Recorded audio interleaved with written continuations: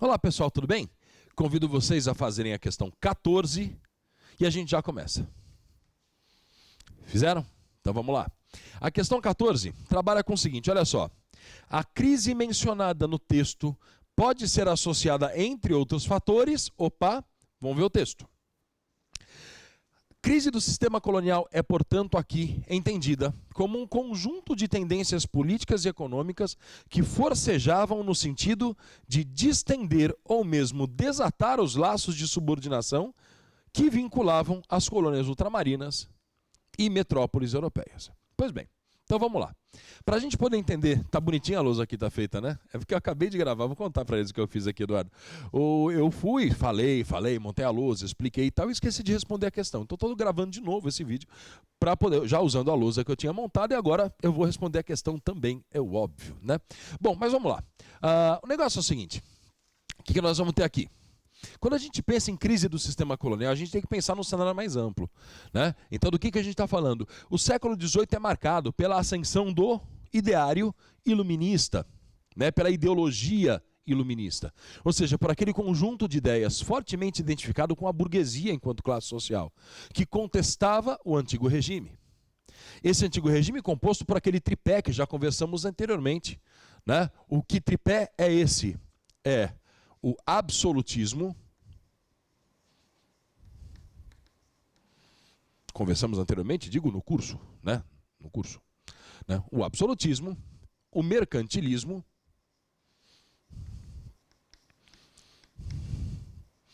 e a sociedade estamental.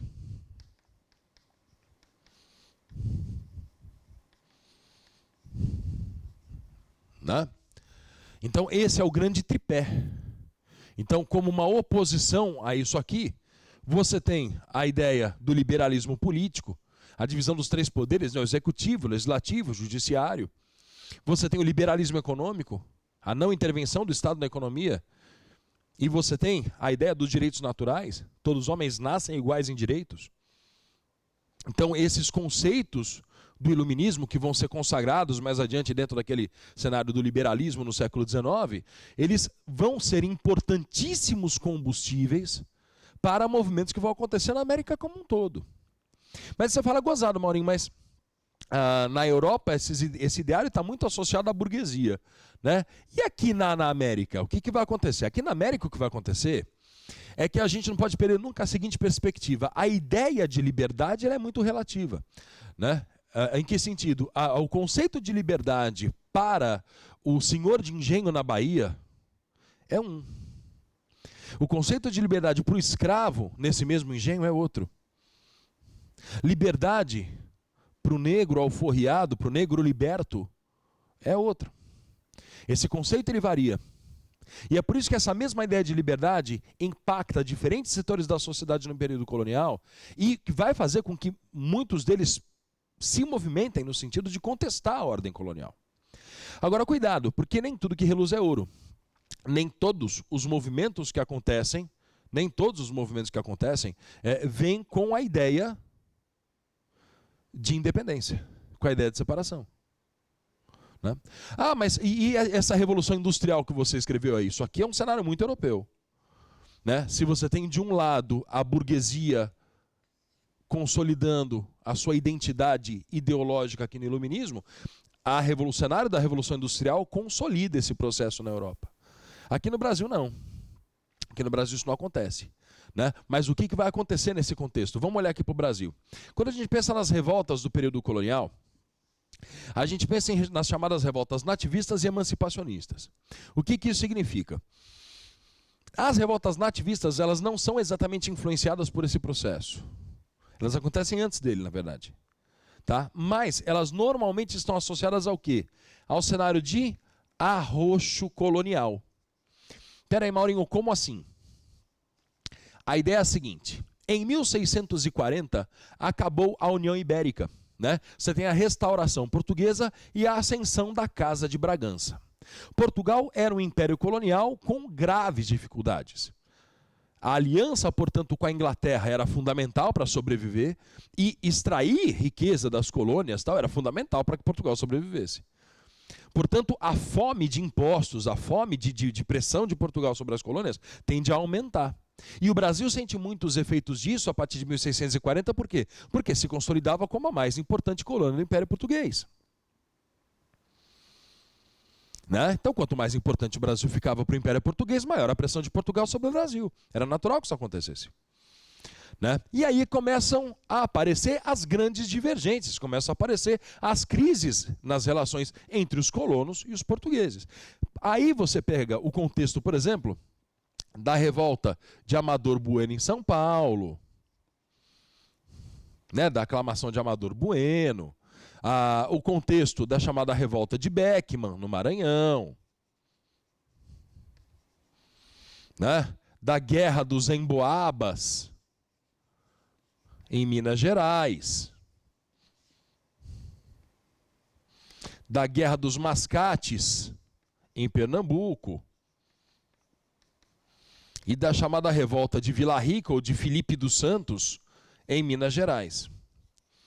Né? Notem, esses movimentos todos, eles são reações à pressão portuguesa, ou alguma medida que Portugal tomou que tirou alguma coisa que os colonos queriam.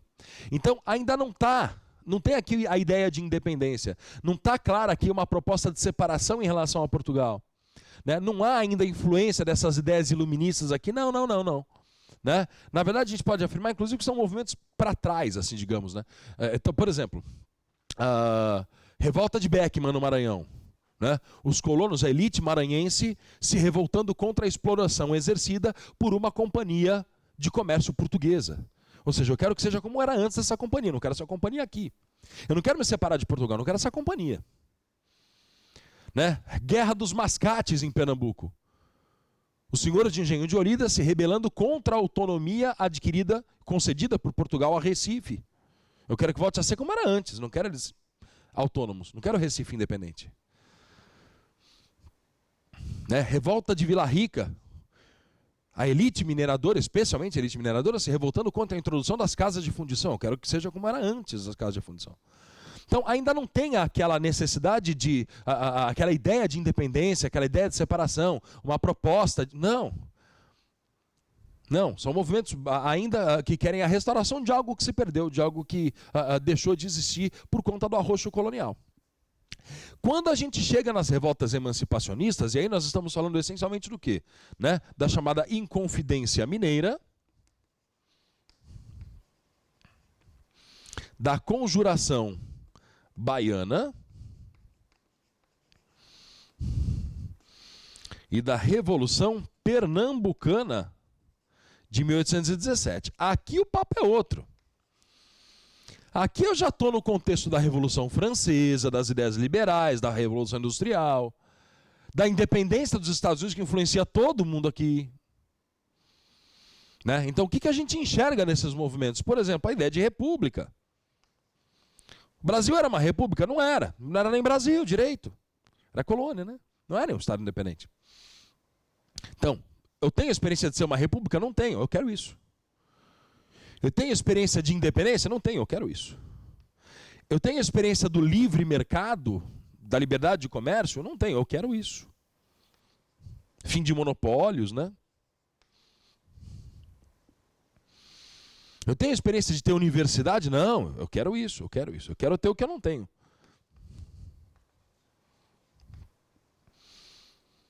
Eu quero ser o que eu não sou. São movimentos para frente. Normalmente, a Inconfidência Mineira é tratada como um movimento mais de elite. Né? Não chegou a se popularizar. Caiu ainda na fase conspiratória. Né? A Conjuração Baiana é tratada normalmente como um movimento mais popular. Também caiu na fase conspiratória. Não chegou a explodir, de fato, caiu um pouco antes. Mas você aqui já tem um eco mais popular, especialmente pelo envolvimento, especialmente de pessoas mais humildes, pessoas mais pobres em Salvador, soldados, alfaiates, daí a revolta dos alfaiates, o apelido que ela recebe, né? Chegavam do Haiti as notícias das revoltas de ex-escravos e escravos, né? E Pernambuco, né, que dos 3 movimentos foi o único que saiu da fase conspiratória, foi o único que chegou a construir um governo provisório por 60 dias, mas chegou a construir um governo provisório, foi o único que saiu de fato do papel. E vejam, já com Dom João aqui, com a corte aqui no Brasil, né? Conta com uma participação de uma parcela da elite da região, do Nordeste, especialmente de Pernambuco. Conta com participação bastante razoável da população como um todo. E tem ali naquela classe média urbana, padres, advogados, comerciantes, juristas, tal, o pessoal ali puxando o movimento, né? Então, atenção. Normalmente, né, a Inconfidência Mineira é tratada como um movimento mais de elite, a Conjuração Baiana mais popular. Normalmente, a maior parte das questões faz uma comparação entre esses 2 movimentos, né? E é muito interessante enxergá-los no contexto já de influência das ideias liberais. Beleza? Vamos fazer a questão. Agora eu não esqueci. Agora vai. Agora eu não esqueci. Então vamos lá. A crise mencionada no texto pode ser associada, entre outros fatores, alternativa A, ao fim do colonialismo europeu nas Américas e na África. Nas Américas, né, está associado aí o contexto, mas na África... Colonialismo europeu, ainda tem no século XIX o neocolonialismo, né, que vem com uma outra pegada ainda. Enfim. B. A consolidação da hegemonia marítima britânica e as limitações impostas pela Inglaterra ao tráfico atlântico de escravos. Espera aí. Essa crise do sistema colonial está acontecendo porque a Inglaterra está pressionando contra o tráfico negreiro. Essa pressão vem no século XIX. Ela vem depois, não nesse contexto. C. O crescimento do republicanismo no Brasil e ao esforço de redemocratização política empreendido na Europa e na América.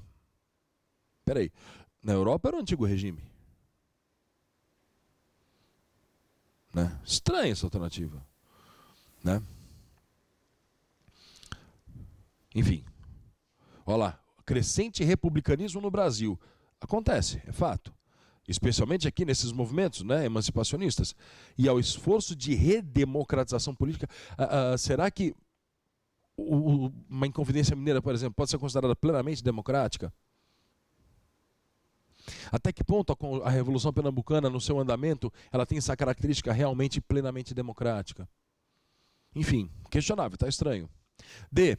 Influência crescente dos Estados Unidos nas decisões políticas brasileiras.